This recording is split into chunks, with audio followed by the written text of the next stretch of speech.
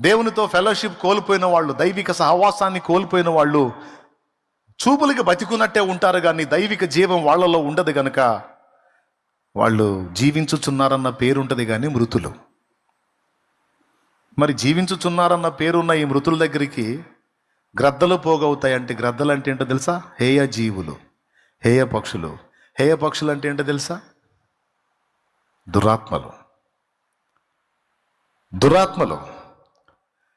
కొంతమంది దయ్యం పట్టిందని వస్తారు. ఎందుకు పట్టిందమ్మా నీకు దయ్యం?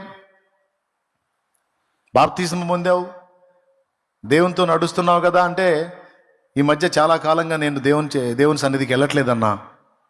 ఏది విడుదల వచ్చిన తర్వాత వాళ్ళు చెప్పిన సాక్ష్యంలో దాదాపు నాకు 20 మంది కలిసి 20 మందిలో దాదాపు 15 మంది ఇదే సాక్ష్యం చెప్పారు. ఏమని?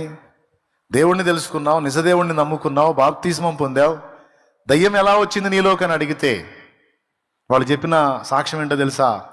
దేవుణ్ణి నమ్ముకున్నాను, బాప్తిస్మం పొందాను, కానీ దేవుని సహవాసానికి దూరం అయ్యాను, మందిరానికి వెళ్ళట్లేదు, ప్రార్థనకి వెళ్ళట్లేదు, ప్రార్థన చేసుకోవట్లేదు, వాక్యం వినట్లేదు, చాలా కాలం అయిపోయింది.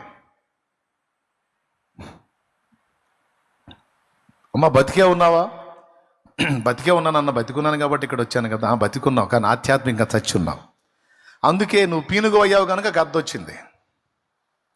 పీనుగలు ఎక్కడ ఉంటాయో అక్కడ గద్దల పోగవుతాయి.